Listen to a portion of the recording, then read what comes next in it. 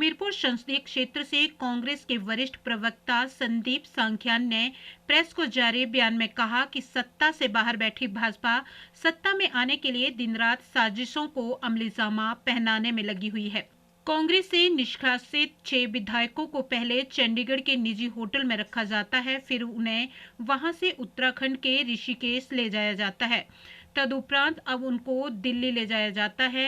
यह सारा प्रकरण बताता है कि भाजपा पूरी तरह से प्रदेश व देश में एक्सपोज हो चुकी है। भगवान राम की मर्यादा की बात करने वाली भाजपा पूरे प्रदेश में अमर्यादित तरीके की राजनीति कर रही है। भाजपा की नीयत और नीति यही बन चुकी है कि जहां पर उनकी सरकारें जनमत से न बन पाती हैं, वहां धनबल और छलबल से सरकारों को गिराओ और अपनी सत्ता को लुप्तता को पूरा करो। संदीप सांख्यान ने कहा कि प्रदेश में कांग्रेस की सरकार एक स्थिर सरकार थी और 5 वर्ष तक अपना पूरा कार्यकाल करेगी भी। उन्होंने कहा कि अभी हाल ही में भाजपा द्वारा रचा गया षड्यंत्र औंधे मुंह गिरा है। भाजपा इस खेल में चारों खाने चित हुई है।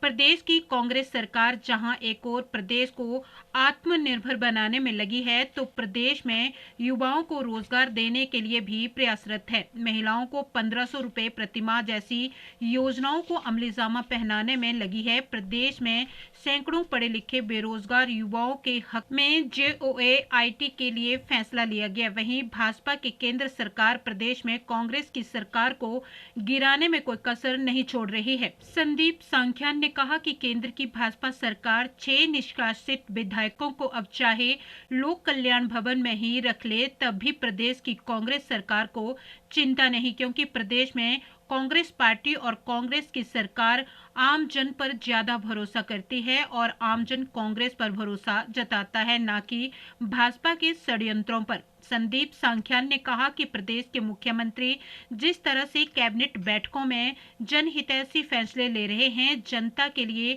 लाभकारी तो होंगे ही, लेकिन ये भाजपा के मुंह पर करारा तमाचा भी है। उन्होंने कहा कि कांग्रेस सरकार ने जो वायदे जनता के साथ किए थे, धीरे धीरे उन वायदों को पूरा किया जा रहा है। सुख सरकार अपने दम पर प्रदेश की आर्थिक व्यवस्था को पटरी पर लाने के लिए दिन रात मेहनत कर रही है। बिलासपुर से राजेश चंदेल की रिपोर्ट। देश के अंदर जिस तरह से जनतंत्र की हत्या की जा रही है, वो एक बड़ा निंदनीय काम इस देश के अंदर हो रहा है।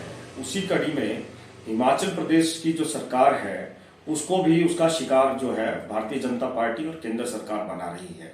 जो प्रकरण पिछले दिनों घटित हुआ, यहाँ पे हमारे जो 6 विधायकों को यहाँ से जिस तरह से हेलीकॉप्टर में यहाँ से उठा के ले गए, उनको सुरक्षा प्रदान की गई, उनको चंडीगढ़ में किसी एक निजी होटल में रखा, उसके बाद उनको वहां से उत्तराखंड ले जाया जाता है। अब ये वहां से दिल्ली के लिए शिफ्ट कर रहे हैं।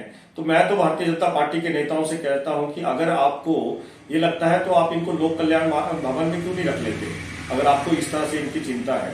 मैं ये कहता हूं कि जो इन्होंने प्रकरण, जो भारतीय जनता पार्टी जो है सरकारों को गिराने का काम कर रही है, उसे हिमाचल प्रदेश सरकार की जो एक पूरे कॉन्फिडेंस के, पूरे आत्मविश्वास के साथ जो हमारी सरकार चल रही है हिमाचल प्रदेश के अंदर, और जो लोकहित की जनहितैषी नीतियां जो हैं उनको माननीय मुख्यमंत्री जी लोगों के बीच में लेके आ रहे हैं, तो कहीं ना कहीं जो भारतीय जनता पार्टी है, उनका जो सिंहासन है हिमाचल प्रदेश के अंदर डगमगाता हुआ नजर आ रहा है।